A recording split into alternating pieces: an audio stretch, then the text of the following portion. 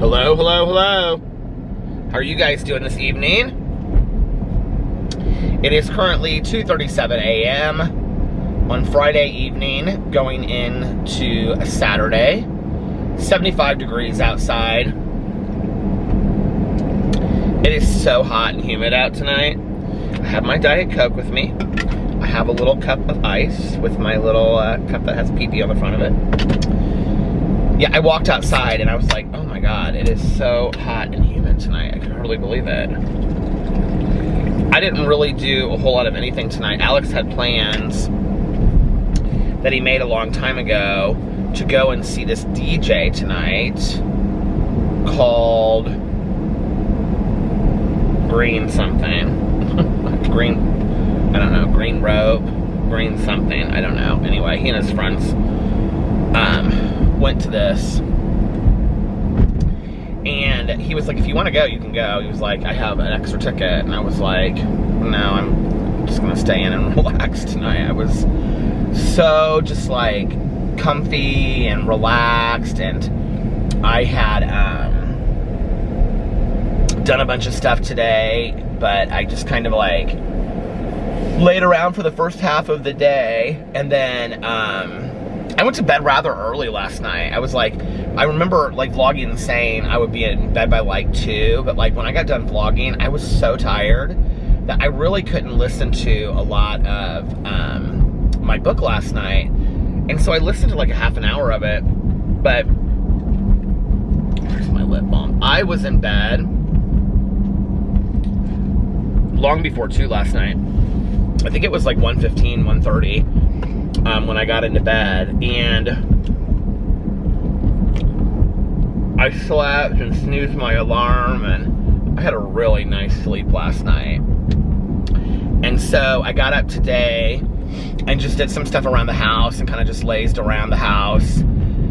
And then I went and who was texting me? It's probably Alex. And then I went and got a coffee, and then what did I do after that? I went somewhere, because I went somewhere and then I came back. Where did I go? Because I did my review after that. I don't know, I can't even remember. Anyway, I came back to that Starbucks to do a review, because when I was going through the original first time, I asked them if they had certain ingredients that I needed to do the review, which they did. It's interesting the things that they're out of. They're like out of toffee nut, hazelnut, peach juice, which they don't think they're getting back. Josh was like telling me all the things that they're out of right now. And it's interesting because like each store is out of different stuff. So I told him, I said, I think what I'm gonna do is just start coming through and getting my coffee and asking you if you guys have the stuff that I need, and then coming back through. And he's like, I think that's a good idea. So Josh and I are gonna do another video together sometime soon. Alex is on his way home.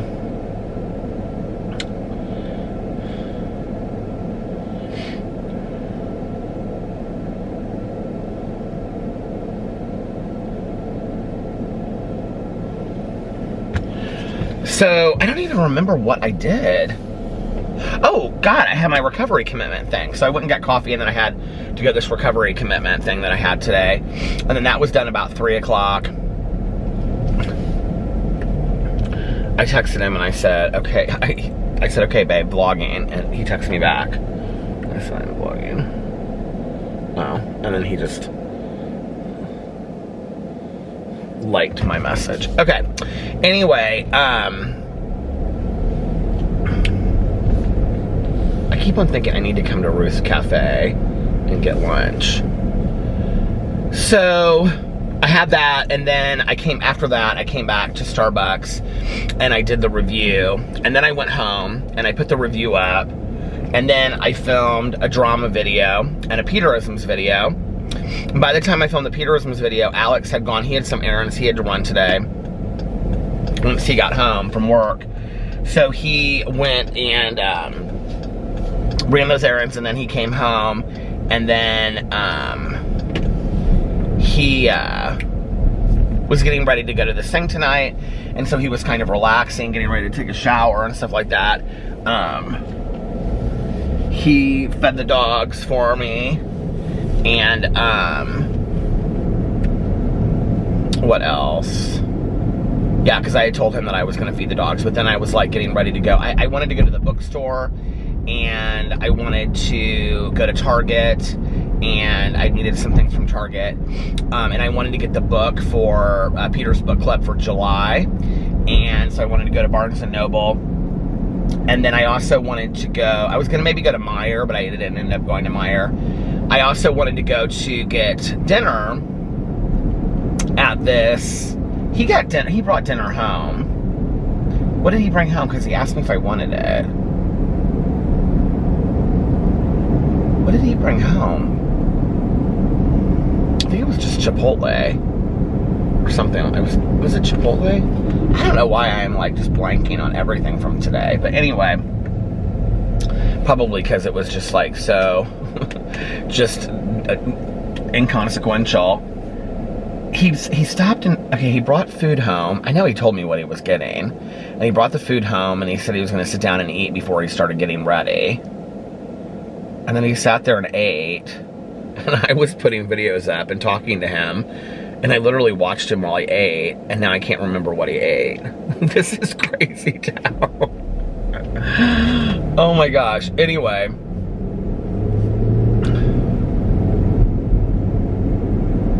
I can't remember what he got. Anyway, it doesn't matter. I think he got Chipotle. He gets Chipotle like all the time. So anyway, I wanted a poke bowl, which I have found out it's not called poke, it's poke bowl.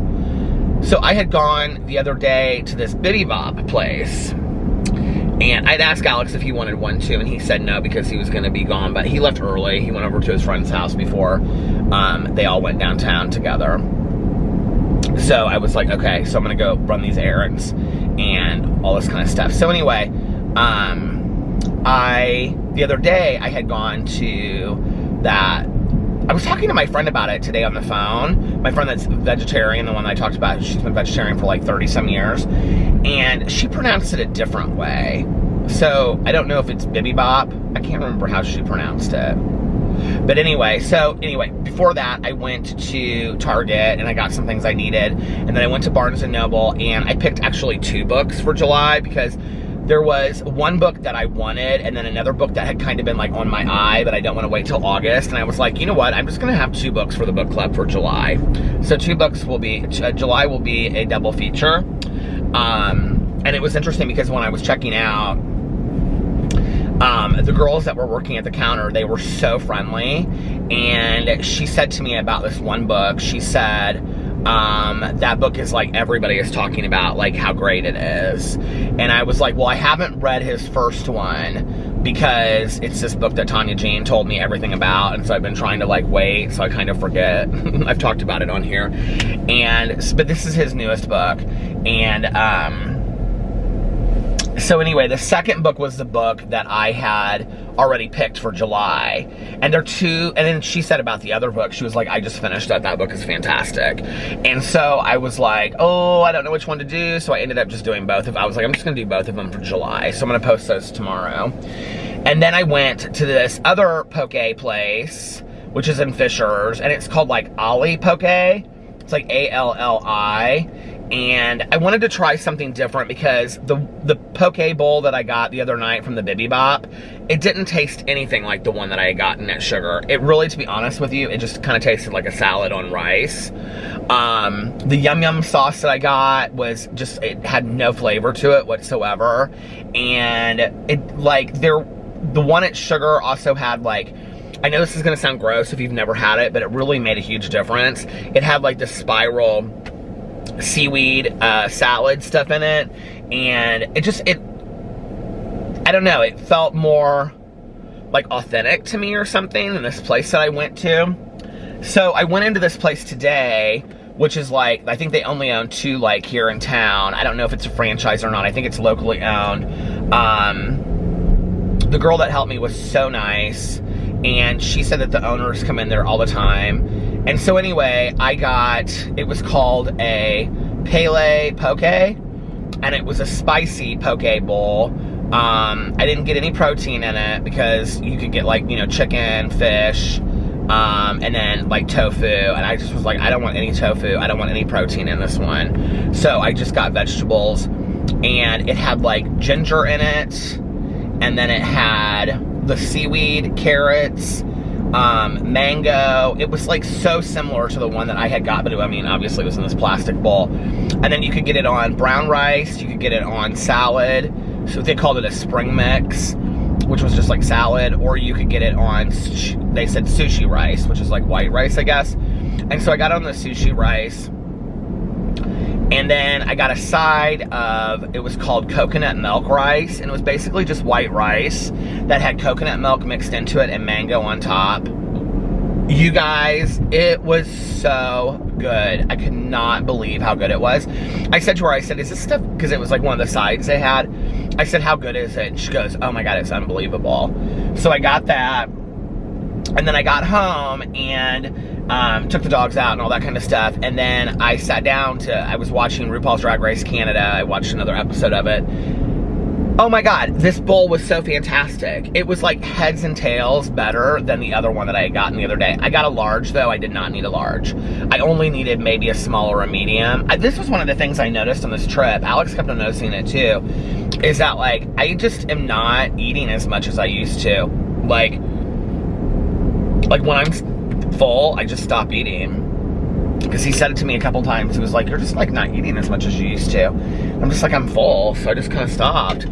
But anyway, so I ate about half of it. It was so delicious. Oh my God, it was so delicious. And I was worried because it was just, I will say this, it was very, very spicy. Because they actually took like just a spoonful of wasabi and threw it on there. And then they had, the dressing was wasabi mayo, which is what I got when I was in Miami, was this wasabi mayo, right?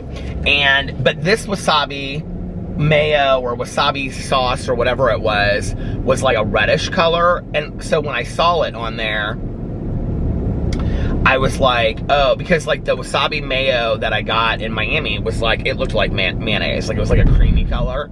And I was like, oh, this is another thing I'm gonna get that I'm not gonna like. And it just kind of soaked into everything by the time that I got it home, and I mixed it all together, and it was unbelievable. It was so good. So if you're in Indianapolis and you want to try one of these poke bowls, there's one, I think, I looked it up online because I was looking at the hours.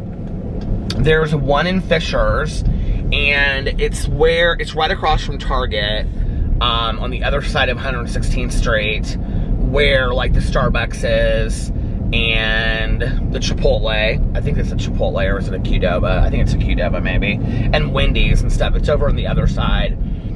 That's one of the Starbucks that I go to and I do reviews sometimes. And it's called Ali Poke, and it's just like A-L-L-I, and it's just a really small place, and it has like 3 booths in it. It's just like there's nothing fancy inside or anything. So much better than the place last night, or the other night. The other place, I will say the service was really nice and the people were awesome. I just the food wasn't as good. There was no comparison. I mean, literally no comparison. I couldn't believe it. So, this was like exactly what I had the other night. Because I was like, maybe this is a fluke, and the restaurant was so good in Miami that it was just like a really good meal, you know? No, this was like $10 and it tasted just exactly the same. It was really good. I actually think at that restaurant that we went to, it wasn't too expensive either. I think it was like $20 or something like that, and it was a big size bowl. So that was my little excitement for the night. And then I watched an episode of, like I said, RuPaul's Drag Race Canada, and I think I have like 3 more episodes. No, they're down to the final 6 now. The next episode will be final 6, or top 6. And then, I laid down with the dogs for a little bit. I was so tired, and, little dogs were being so cute. So, the little dogs, Boo and Tucker. So, they, like, one of the words they know now, and this is my fault, is I'm like, do you guys want to take a nap? And as soon as I say the word nap, Boo Radley, like, literally, like, he'll be looking at me like this, and he bolts up the stairs. It's so cute. And he just waits by the door to go inside. So, they know the word nap now. So we went upstairs and we took a nap. I had really weird dreams. I haven't talked about my dreams on here for a while because I haven't really had weird dreams. I mean, I always kind of have weird dreams, but I don't have, like, weird dreams. Well, I woke up, in all honesty, and I was like, did I just have a drinking dream? Is kind of how I felt. And the weird thing about that is, if you don't know what drinking or drugging dreams are, they're very, very common in early sobriety, okay? They're where you have dreams that, like, you drank or you used in your dream, and you wake up, and, like, at first, you're almost not sure if you really did or not. And as somebody that was a blackout drinker, when I was using, like, when I first got sober, I literally would wake up, and it was almost kind of like I could smell the alcohol. I don't even know how to explain it. It is so bizarre. I talked to counselors back then. They're like, this is totally normal. I would share it in groups back in the day, and they, you know, everybody else would say, not everybody, but there were other people in my group that had had the similar thing happen. And I would have these dreams where, like, I woke up and I was convinced that I had drank or used. And at first, my dreams were like, well, first of all, I just want to say, like, it's weird if I did have that dream tonight, because typically something will, maybe it was because I had my recovery commitment today and I was around other people that were sober, and maybe that triggered it because we were talking about, like, old times and stuff like that, because afterwards, a couple of us were standing outside and we were kind of talking about the old days, and maybe that's what triggered it. I don't know. But, like, typically if I have, like, a dream about the past with using, it's because something brings it up. So what happened for me was, for my first, I'd say, 6 months, I was actually telling a friend about this not too long ago. So there's they refer to it as the pink cloud of recovery, right? And the pink cloud is when you, like, everything seems to be going great, and it's like you're going to meetings and you get a sponsor and you're meeting new people and you feel great and everything is great. Oh, by the way, I just could not put a hat on tonight. I was like, I'm too comfy cozy. I cannot put a hat on tonight. I don't think they care. So, Darlene Jolene Joe is kicking 50 all over the place. But anyway, it's like you feel great. Every day you wake up, you feel physically so good. It's like, oh my God, I can't believe that I felt this good before, right? Everything seems to be going really well. You're happy all the time. People around you are happy. It's like you're making all these changes, and it's called the pink cloud of recovery. You literally feel like you're riding a pink cloud. Like, this is a thing. You can, like, Google this. This is a thing that happens, right? And then typically what happens, which is really scary because it results in a lot of people relapsing, is that, like, that it ends. Just one day you wake up and that pink cloud that you were riding, that felt so great and so incredible. As I'm saying this, I know there are going to be people that comment in the comment section that are nodding their heads, that are like, yep, this is exactly what it's like. It's exactly like that. I had friends of mine that, like, you could not tell them to be careful enough. Like, they're like, oh my God, my life is incredible. Like, everything's repaired. My relationships are being repaired. I got a new job. Like, I'm eating healthy. I'm cleaning my house. Like, everything is fine. And everybody would be like, be careful. This is the pink cloud. This is the, and it happens to some people, and some people it doesn't. I never had the pink cloud. I may have had a day or two, but I didn't have this pink cloud that people, and they had it, some people had it for 3 to 6 months. And then one day, boom, it was like the bottom fell out. And they all of a sudden woke up and they felt everything. They felt all the remorse and the anger and the resentment and the cravings. It was all right there. And they hadn't prepared for it because they're like, oh no, not me, not me, not me. Because we don't believe that it's gonna happen, right? So anyway, but that pink cloud is very, very real. The other thing that's very, very real is drinking and drugging dreams. And like I said, just with the pink cloud, not everybody gets some. But I didn't have the pink cloud. I got the worst of both worlds. I didn't have the pink cloud. I mean, I really struggled. Every day for me was just really, really a big struggle. So I didn't get the pink cloud, and I got the using dreams. And I mean to tell you, I used to have them like every single night. And when I first started having them, like when I first got sober, literally like probably like day 2 sober, I would wake up and it was like I could smell it. It was like almost kind of like I thought I was in a blackout. Like, did I go out and drink and I don't remember? Like, I would ask myself that question. I mean, it was kind of scary. Sometimes I would wake up, like when I was out of treatment and back in my apartment, I would walk around and look around like, did I leave last night? Did I go somewhere? Because it almost seemed so vivid to me that I had drank. And in my dream, I would drink and I would use and I would drink and I would use until I just didn't remember anything anymore. So it was very similar to when I had drank and used before. Then what happened, am I at 20 minutes or at 29 minutes? I honest to God can't tell, and then I just rubbed my eye, now I really can't tell. Well, if I'm at 29 minutes, it'll stop in a second, but then what happened over time, I would say that was probably my first 6 months that I had these dreams where I just really felt like I woke up and I felt like I had used. And it wasn't just drinking, it was all substances. And, like I would sweat a lot in my night, when I slept at night. I just would like wake up and the sheets would be drenched. And I, you know, had really scary, bad feelings, and then I would wake up, and on top of having that dream, I would just like have these intense cravings. It was crazy, you know? And so that happened for, I would probably say, my first 6 months to a year about.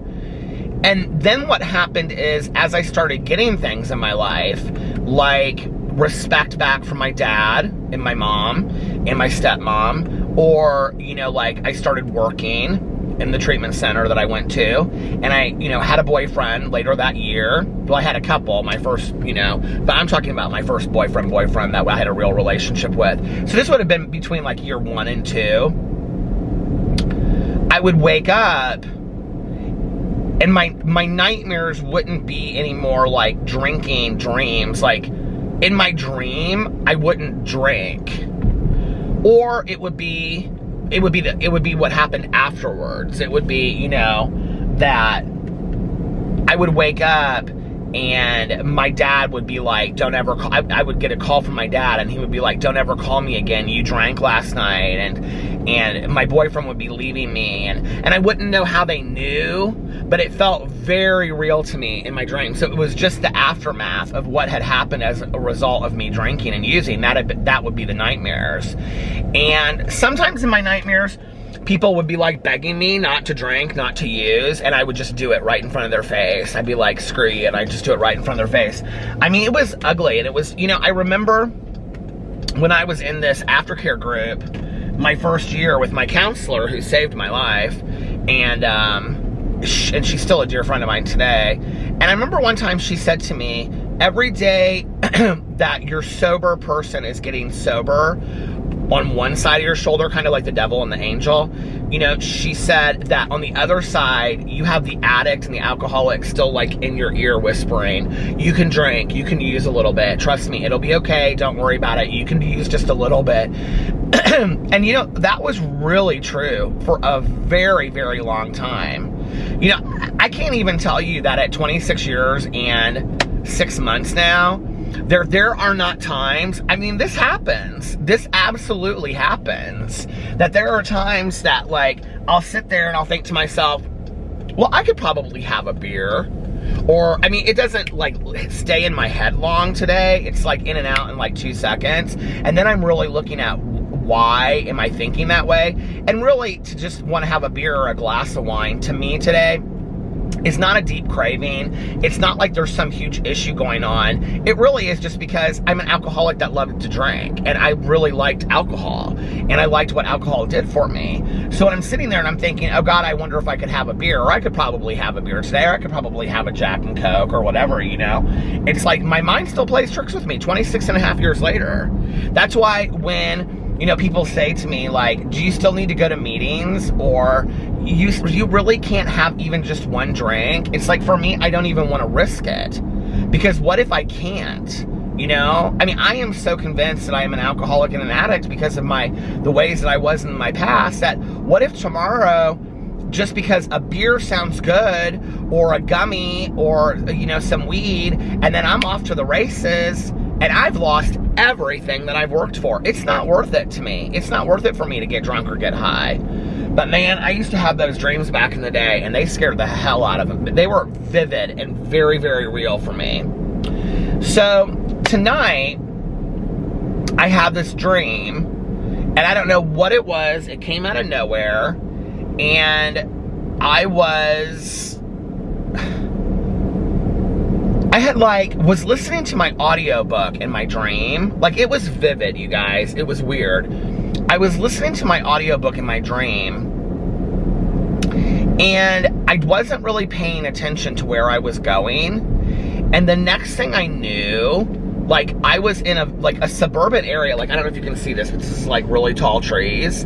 I was like in a suburban area like this that is very tall trees, but I was like in a neighborhood where the houses were set far apart, and like I had no clue where I was. And in my dream, for some reason, I felt like I had been drinking. I was like, because when I woke up, I knew that. Like there was this moment where I was like backing out of these people's driveway.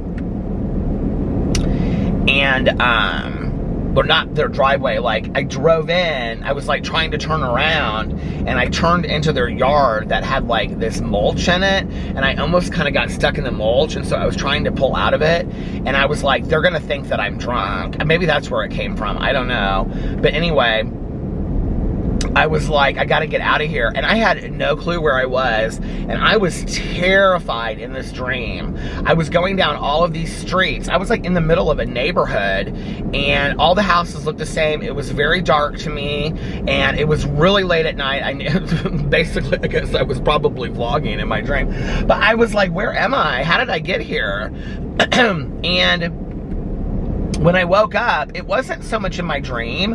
When I woke up, I was like, was I drinking in that dream? Like, I was like, it was weird, because I do not have drinking dreams anymore. I haven't had them, I mean, maybe once a year, but not like I used to. I mean, I used to have them every single night. I don't know, it just made me really unsteady, and I woke up, and it was like dark in the room, and I just didn't like it. It made me very nervous. I mean, I should be thankful today that that dream would make me nervous. You know, the fact that in my dream, if I was drinking or whatever using, that I wouldn't like it today compared to back in the day, you know, that probably wouldn't have bothered me much. I mean, I'm talking about before I got sober.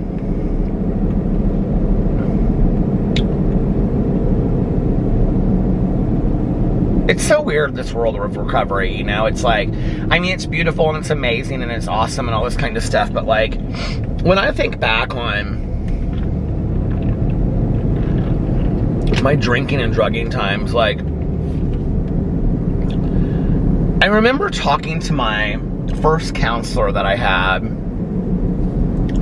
who I have to say was a very nice guy, but I would not say he was the best counselor I ever had. He fell asleep in one of my sessions, and I don't know, it just, we never really clicked, I don't think, but I did learn some valuable things from him. But one of the things that he said to me, it really bothered me that I didn't know a lot of the things that happened to me while I was drinking and using because of being a blackout drinker. So when I got sober, it really, really bothered me that I had hours, days. I mean, not like some people. When I was in treatment, I remember I was in treatment with this woman, and it's so strange because Tanya and I went to the treatment the same place, and Tanya was like a year later than me. And so Tanya and I had the same counselor in treatment. Isn't this so crazy? And now we have the same sponsor. Because when I was in treatment, my counselor was one of the men's counselors. But by the time that Tanya got there, less than a year later, well, I guess it was a year and 2 months later. So 12 months later, she was the women's counselor. So she was Tanya's counselor. And the other thing that's funny is there was like some woman when I was in treatment, and she blacked out. Okay. She blacked out, and I remember her like smoking a cigarette telling us a story, and she like blacked out, and like 5 days later woke up and was like in another state, and she was like married. She was like in Daytona or something, and she was like married and all this. She had like gotten married while she was in this blackout and stuff. I don't know, maybe it was a lie, but I can remember that. And Tanya was like, oh my God, she was in treatment with me. Like, I heard that story too. Blacking out is like a scary, scary, scary thing. Like, I literally, you know, it's like people are like, well, what is it like that have never blacked out before? It's very much like Jekyll and Hyde. Like one moment, well, kind of. People think it's like blacking out or like passing out. It's not passing out. Passing out, you pass out and fall asleep. Blacking out, you, like, I could be driving around right now talking in a complete blackout and not have any clue of it. And tomorrow morning wake up and not have any memory of it whatsoever. So I would drink and I would drink and I would drink. And at some point, the light switch would go off. So I would continue to be acting and doing things, having no clue that I was going to have no memory of it the next day whatsoever, which led to people saying to me on a funny night, oh my God, do you know what you did last night? But on a not funny night, it was scary because I would end up places that I had no clue how I got there, sleeping on front porches and people's, I mean, one night, these guys that I knew, like, this is just kind of such a bizarre story, but it kind of just goes along with how my life was. These guys that I knew, this couple that I was friends with, they brought me home and put me in pajamas that they had, like an extra pair of pajamas, folded my clothes up, laid out like a sleeping bag and stuff, and made like a bed. They had this like upstairs little loft thing in their apartment, and it was like on the floor. It was just like this little landing.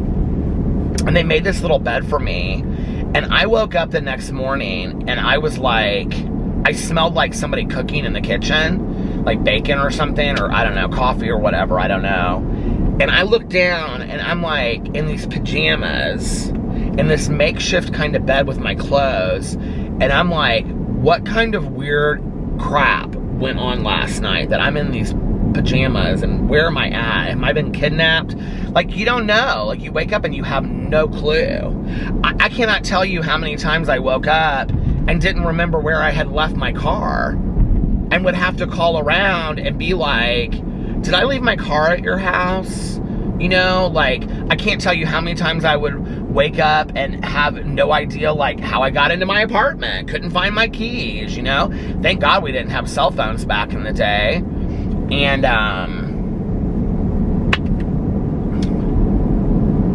it's just really, really scary. It's really scary. And, you know, I think what's scariest to me is that, like, even talking about it right now, it doesn't feel real to me. It really doesn't. Like, so much time has gone by that, like, I was telling this guy today in the store, he said something about, I don't even know how it came up, but I said, how did it come up? I said, well, I don't drink. I've been sober for 26 and a half years. And he goes, wow, that's amazing. And I said, yeah, I don't, like, sometimes I just don't even think about it. Like, I mean, sometimes I honestly don't, you know? I mean, every day there's something to do with my sobriety, or, you know, all my friends that are sober, we talk about stuff, you know? So it's like every day something comes up about it, or you know, every day I do some recovery work, or I read meditation books or whatever. So it's like I'm reminded of it, obviously, but I don't think about it in the way that I did when I first got sober, like it's a struggle. Like, I can't not drink, like I need to drink. Like, I don't think about it that way. Not to mention all the other substances that I used regularly, like daily, and that I just minimized and acted like it was no big deal. But, you know, it's like, it feels like a totally different, like when I'm sitting here talking about it, this is what's weird, okay? Is that when I'm sitting here talking about it and I'm sharing these stories, I can see, I'm not just talking about it. I don't know if this makes any sense. This shirt is like not sitting on my shoulders. I don't know if this makes any sense, but I'm not just talking about it. Like, as I'm telling the stories, I'm reliving images in my head. Like, when I tell you that, like, I woke up in these people's apartment, like, I can see myself sitting there in these pajamas. When I'm telling you about, I don't know how I got home or where my car was, I can see myself, like, in my apartment, waking up and going around the kitchen and the living room and looking around and looking out to see if my car was there and trying to relive the night before without having to want to call somebody and say what happened, because that was so embarrassing and shameful at the same moment, you know, or waking up and turning over to see, is there somebody in bed with me? Did I bring somebody home last night, or am I at somebody's home? Which then that was scary, because this was the time of AIDS that we lived in. You know, did I use protection?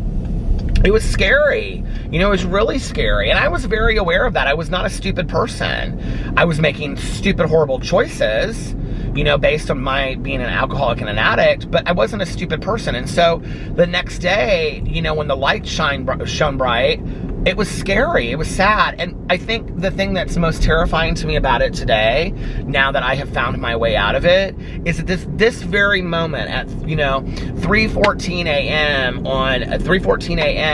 on Friday evening, there's somebody out there living my existence 26 and a half years ago that doesn't have to. There's somebody out there right now that's blacking out, has no clue how they're going to get home, is going to wake up tomorrow with people telling them what they did, hopefully. Hopefully they have enough people that care about them. You know, it's like I look back, like Tanya and I, the one night that we were at this meeting, and this guy that we were talking to that I used to party with back in the day, Tanya was like, I've told this on here before, I did a whole video about it, I think, on my main channel, but Tanya was like, thank God you guys didn't end up out at that Herb Baumeister's house, that killer guy. And he looked at me and he goes, girl, didn't you tell her? And I was like, what? And he was like, you and me and Brian so-and-so, we ended up there for an after-hour party, the three of us. I go, what are you talking about? And he was like, don't you remember? He was like, the three of us, somebody is texting me, and I know it's my husband saying he's at home in bed with the dogs. He said, don't you remember? He was like, girl, I was wearing this like gold halter top kind of deal, blah, blah, blah, whatever. And we went out there, and I immediately remembered the third guy that he was talking about, because he was a friend of ours that I had this huge crush on. And we used to party together a lot. And he was like, don't you remember the three of us went out there, and he like wanted us to come out there for an after hours party, and then he wanted us to stay and go swimming, and we all like thought something was real weird, and we left. And I was like, I like had like a vague feeling of being there, but like I couldn't like place it, you know what I mean? And then I just like, that was the time that I was going out to gay bars and blacking out, like, and I mean, I don't know, I just look back on that and I thank God, you know, that could have been me in a burn pile behind the house. And I've just been blessed in so many ways. And so it makes me just absolutely, just breaks my heart, you know, that I know that there are people out there that are struggling tonight, you know? I don't know, it's just really, really sad to me. And at the time that it was going on for me, I really minimized how serious it was, you know? Like, I really, I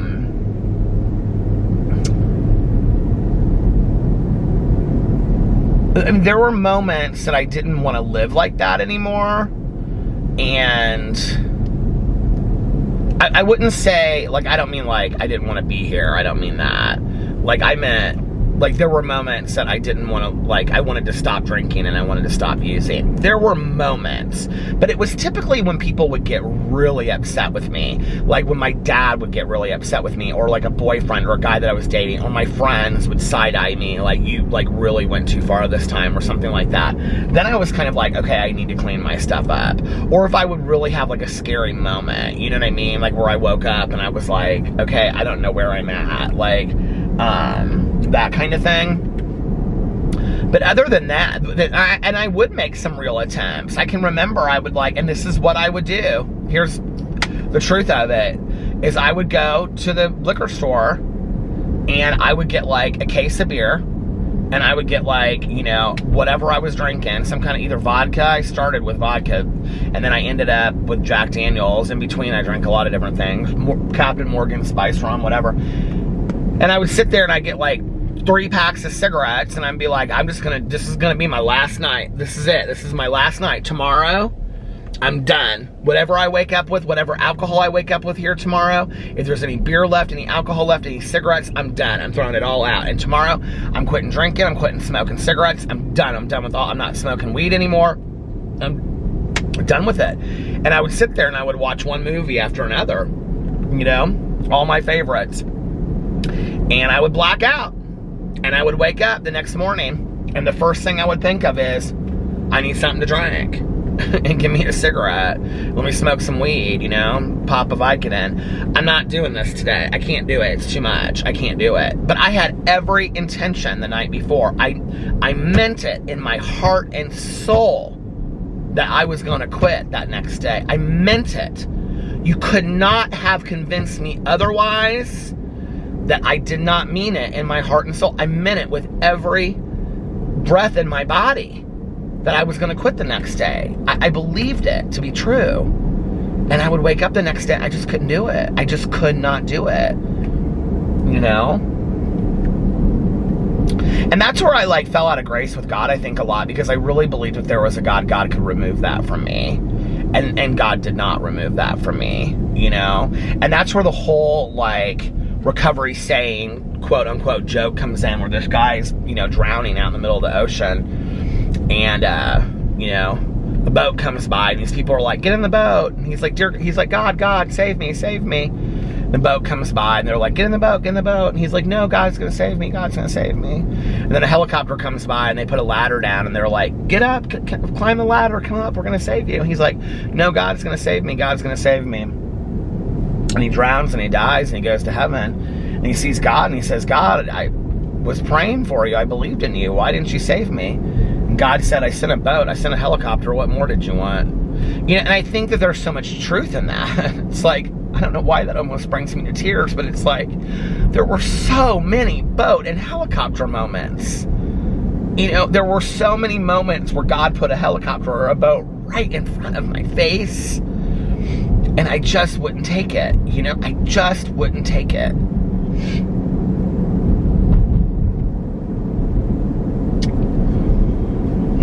Here really quick. Let's see what Alex is texting me.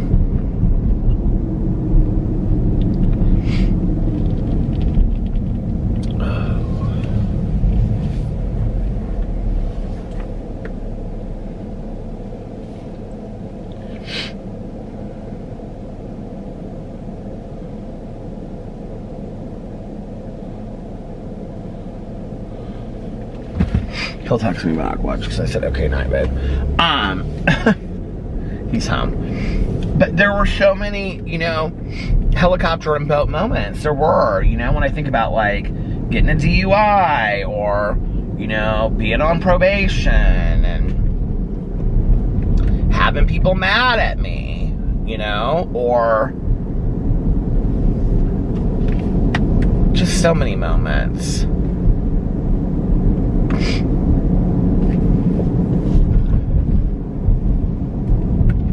I, honest to God, like, I do not know what happened on December 17th of 1994. I have no clue. I can only really truly believe that it was divine intervention. And I don't know how delicate or how in detail I've shared this story before, but so that night I thought for a long time it was a Saturday, but I guess it was like a Friday. And I went back and I looked. I was at this bar called the Vogue. I went back and looked, and it was Miss Gay Indiana pageant. And I don't really remember being there a whole lot. I remember, like, I have just moments that I remember. I remember being in the alley, using substances with people. and smoking crack in the alley. And, like, sometimes YouTube doesn't like me saying those things, but I don't really care. I guess I feel like I need to say it tonight for anybody out there that needs to see it. And I was really pretty much a mess at that point. Like, people didn't really want to hang out with me anymore. And everything, my life had fallen apart. And I was just really basically at that point getting up to use. And I will say this, at that point in my life, and also when I had no emotional sobriety, I've never been somebody that's wanted to take my life. Like, that's never, I really, to be honest with you, I've never lived that truth. And I know a lot of people have, and like, I have never fully, and I think it's because of my fear of death, but I didn't care if I lived or died. I will say that. Like, if I was gone, I didn't care. Like, I wasn't fighting to stay alive. Let's put it that way. I really honestly think I thought I was gonna die. But, so I had drank and used a bunch all day long, and I went to this pageant, I thought it was this Sunday night Boing thing forever, and then somebody on here, I think, pointed out that it was a Friday. So I went to this thing, and,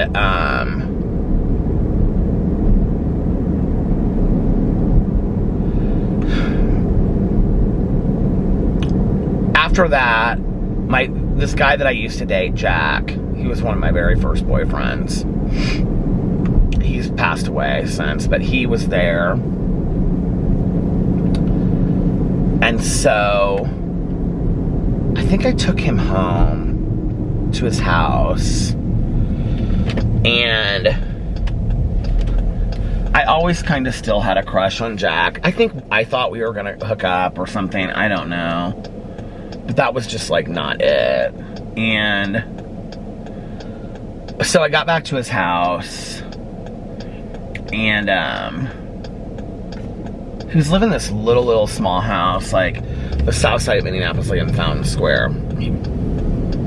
And so I remember we sat around there and we drank like beer. He had a bunch of beer in his fridge, and we drank beer, and we were listening to music. I remember we were listening to like Sarah McLachlan and Tori Amos, and he was like, he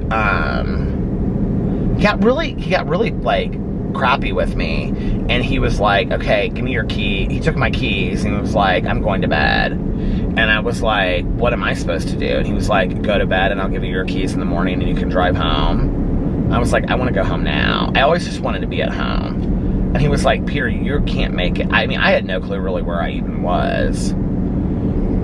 So he took my keys and he put them in the bedroom and he went to bed.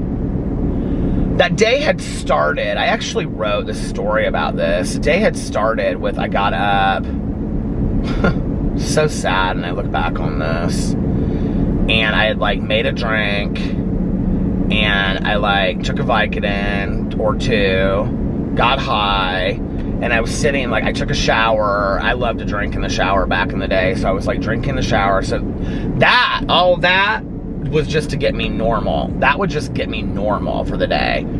And I was sitting there in my bathrobe, like getting ready for the day, and I was watching, I had like, you know, all these Christmas cartoons taped on a VCR tape, and so I was watching the Peanuts Christmas while I was just like high out of my mind, you know. And so that night, so Jack went to bed, and I was like, I was wide awake. I was like, I'm not staying here. So when he fell asleep, I went into his room, and I can like see it. I can still see myself like getting these keys, and I put them in my pocket like real quietly, and I'm like sneaking to myself, almost like I'm talking to somebody, but like it's just me, you know? And then I went into the kitchen, and I can remember I took that Tori Amos and Sarah McLachlan tape, and I put it in my coat pocket. And you know what's so weird is I just saw my coat that I had back then. It was like this greenish coat that my dad got dry cleaned for me, and it had all these cigarette holes in it and stuff like that. And then like I filled my pockets with beer cans. And I ran outside, and I almost, because I thought he was gonna like come running out after me, which he didn't. And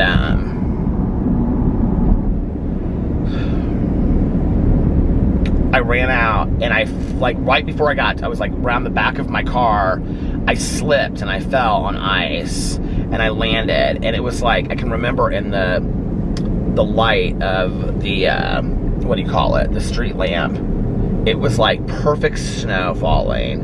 And I remember I put my tongue out and I was trying to catch snowflakes on my tongue, like in Charlie Brown's Christmas, you know? And like at the beginning when they were talking about catching snowflakes on their tongue, like while they were ice skating. And so then I drove home, and I don't really know how I found my way out of there, because I don't think I had any clue where I was to begin with, but somehow I found my way out of there. This was long before GPS and all that kind of stuff. So anyway, I'm on the interstate, I'm heading home, and I'm like, y'all, you can believe me or not, I've told this story so many times, and people like side-eye me and they look at me like I'm crazy and whatever, but this is my spiritual moment for me. I was driving home, and at this point I had gotten like off the interstate at some point, and I was on 37 going north towards like Castleton, and it's past the fairgrounds and stuff like that. And I was sitting completely back like this in the chair, and I mean to tell you, I was not touching the wheel. I don't remember touching the wheel. I was sitting, I'm touching the wheel now, obviously, but I was not touching the wheel. I was sitting completely back, and I was talking, and I remember that like in the car, I knew whoever was sitting in the passenger seat was driving the car. Like I knew that, like in my memory. Like I know this sounds crazy. I know I had been on a lot of substances, but I'm telling you, I believed this with every fiber of my being. I believed this, that whoever was driving my car, like whoever was in the passenger seat was driving my car. I knew there was somebody sitting there driving my car. I didn't know how they were driving my car from the passenger seat. It didn't make any sense to me. And I can remember saying, I don't want to be here anymore. Like I don't want to be here anymore. I just remember saying that. And whoever was sitting next to me was saying, it's not your time yet. Like, you have things to do. It's not your time yet. And I remember I looked over and there was nobody sitting there. And I was like, oh my God, like what is going on here? And I remember I was just like, there's nobody in the seat. And then I was trying to make it to White Castle to go and get White Castles. And I like was probably, I don't even know. And I turned and slid into the back of Perkins Restaurant, took out all their siding, and like went into the kitchen kind of, and it was a mess, my God. And then there was a ditch right outside of there, which they filled up because of me. And my car went down and up and like just went boom, boom like that, and just like hit the side of this ditch.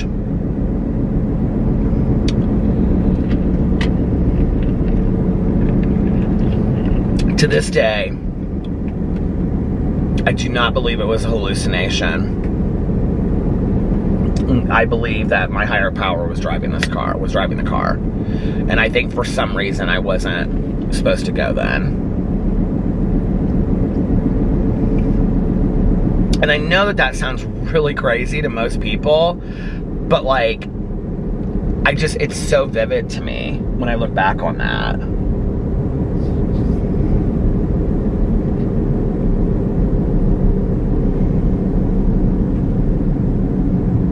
And I think, you know, like, why can't there be modern day miracles? I believe in that.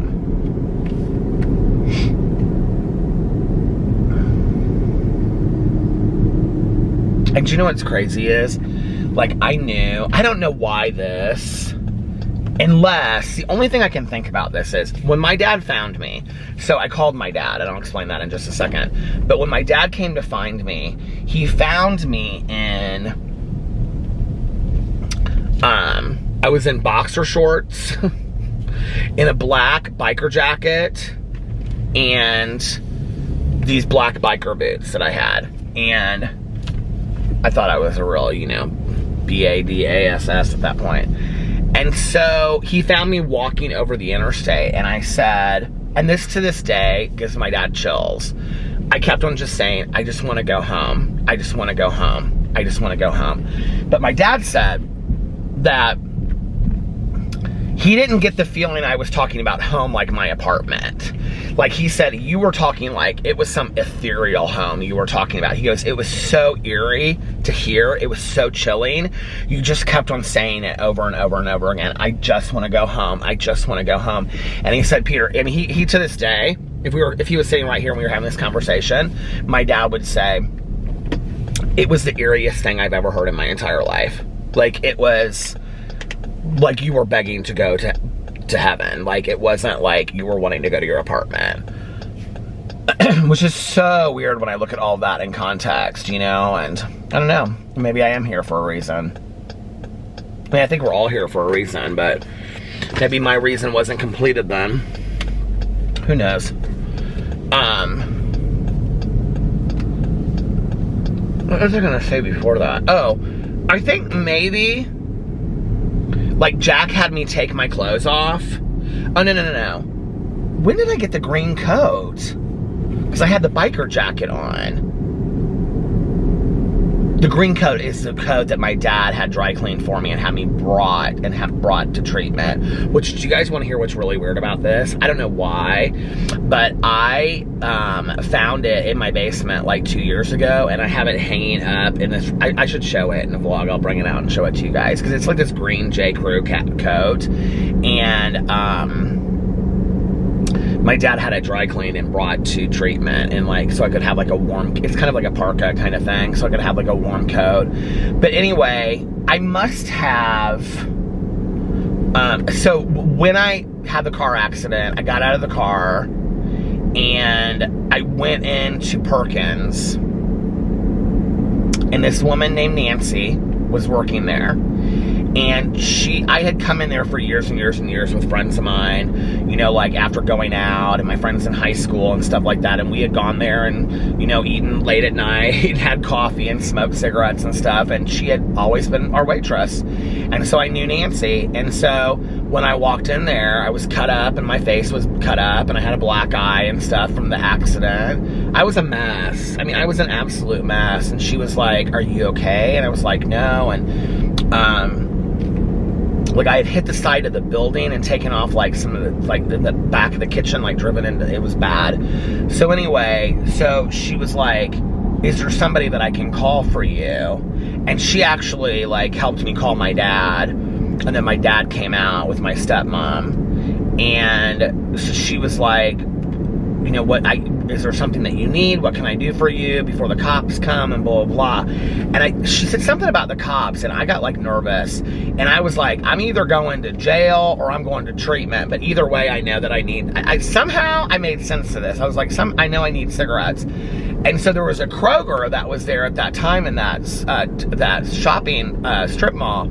It hasn't been there forever. It's been a bar, it's been shoe stores, it's been, I think it's some TJ Maxx now or a Dollar Tree or something, I don't know, but it's been 50 different things. But at that time it was a Kroger, and I went in there, and I remember I was smoking Camel Wides at the time, Camel Light Wides, and whatever money I had, I just went up there. I was like, I need cigarettes. And I remember I had like all of my pockets were filled with cigarettes when I got into treatment. But I wonder if I didn't like leave my, like if Jack was like, you need to take your clothes off so you can sleep on the couch or something like that. Because I remember I was supposed to be sleeping on the couch at Jack's. And I must have taken my clothes off or something, like I was going to bed, and then I just didn't go to bed, you know, I don't know, because I just wanted out of there so bad. And then I remember I got into the back of my dad's truck, and God, it was just such a mess.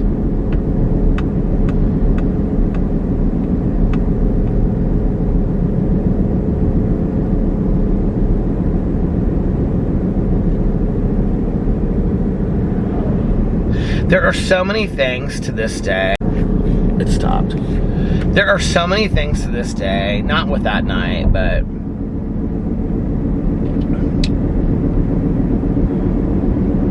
there are so many nights that, like, I see partial pictures of, you know, to this day. And now, a lot of, even if I wanted to know what really happened, a lot of those people I'm not friends with anymore. I'm really not friends with any of those people that I used to hang out and party with, but with maybe like 2 or 3 that I talk to briefly once or twice a year, you know, and those are people that they were friends first and I partied with them second. It wasn't even like, you know, that's what it was about for me. But there's so many things that happened in my life during that period that I just don't have any answers to whatsoever. Like, none. That I just ended up in some really weird places. Like, really scary, weird places. And I look back on, and I have, like, a glimpse of it. Like, scary. I don't even know how to explain it. Like, some of it I'm not even, like, comfortable really sharing it on here just because I don't even know that in 26 and a half years I've really come to terms with, like, some of the bad situations I put myself in. You know, I've shared on here some of it. I've shared, like, this drug dealer that would make me basically give head to a loaded gun. And I would do it. And his friends would sit around and laugh. You know? And I did it. I mean, I just think about that. Like, anything could have gone. I mean, it was a loaded, cocked gun. Anything could have. I mean, my head could have been blown off.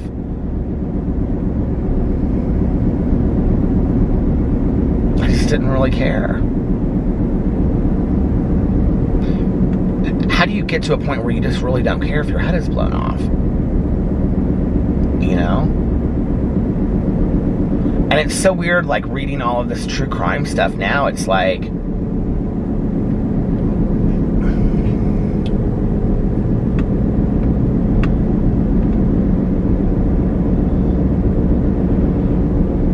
I was hanging out in some, like, real sketch situations that I don't even know how I got there, you know?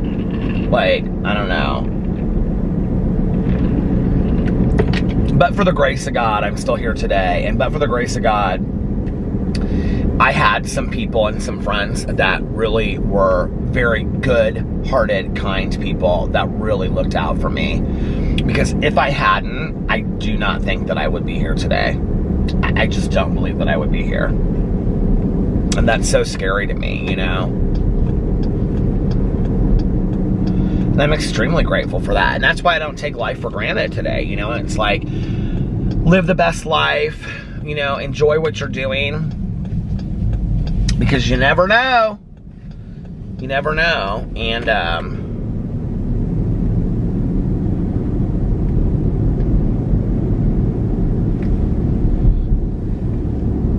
I'm grateful that, I know this sounds crazy, but I'm grateful that I went through all that. Because I don't think I would have the appreciation for my life that I have today. There's something about going through all of that and then coming out on the other side and kind of being cleansed that makes the cozy mysteries and the Mrs. Birdie that I say to every night. Hi, Mrs. Birdie. I get up on my tippy toes and I look and see her sitting in her nest when I come home from vlogging, and I go, hi, Mrs. Birdie. And her little head cocks around, you know. There's something about that, and the fireflies in the backyard when I was taking Boo and Tucker out tonight. There's something about, you know, going through all of that craziness that makes this very simple, small life. And I'm not saying that I have a small life. I'm just saying that the small details are what I really enjoy today. That simple life. It's like having gone through that is what makes me really able to appreciate it today in a way that I wasn't able to do before. I just wasn't. I didn't have any, you know, appreciation for it. And I was just not a nice person before I got sober, you know? And I mean, I had my moments of being nice. I wasn't a horrible person all the time, but I was selfish and self-centered and self-serving. And, you know, and they say to us that the root of our disease is that selfishness and self-centeredness is the root of our disease. And it's true, you know. And today I look at life so different. And so I don't know, maybe I had to go through that. Maybe it was a rebirth for me. I think so, you know.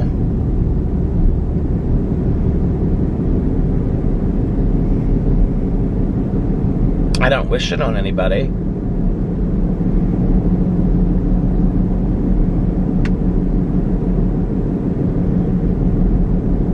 don't know.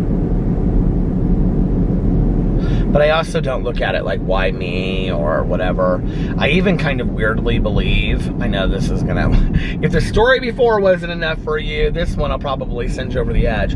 But I even kind of believe that, like, to some degree, like, I do believe in making a blueprint for our lives before we come here with our spirit group and whatever, you know. And I do kind of believe that, like, we pick who we're born to learn certain lessons. And I do think maybe I decided to be born to an alcoholic mother, and, you know, and that I was decided that I would be an alcoholic and addict before I came here so that I would learn certain lessons. I'm not saying that I 100% believe in that. I'm saying I haven't ruled it out, you know, that that might be one way of looking at how we get here, and that we kind of decide what lessons we're going to learn before we come here. I don't know, you know. All I know is that if the lesson is presented, I don't want to ignore it. Because if a lesson is presented and you learn it, your life can only be enriched as a result of that, you know, and you can only have a better life as a result of all of that. So, I don't know. But, you know, I was going all the way back to the first counselor that I saw, which I never said what he said, but I said something to him one time about not remembering something, and he said, and this is a recovery saying as well, he said, more will be revealed, which I've always had a hard time getting I don't know why, but getting my mouth around those words. More will be revealed. Anyway, like, not having a hard time saying it because I don't believe it. Like, honest to God, having my mouth get around more will be, I don't know, my mouth just doesn't want to say those words.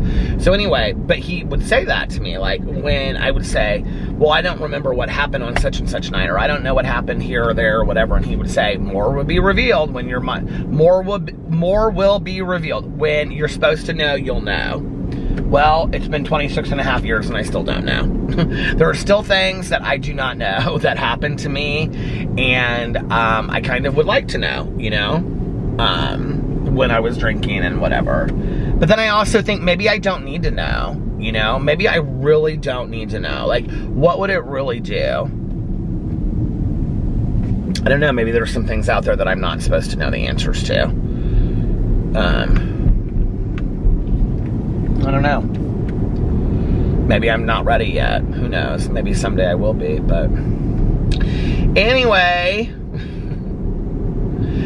I didn't expect to talk about all this tonight, so it's kind of different. But I'm going to get off here now, and I'm going to listen to Dexter and try to, I'm trying to finish it by the end of this weekend, because I've got to listen to Mexican Gothic, so, and it's long. I looked. It's like 10 hours and 40 minutes.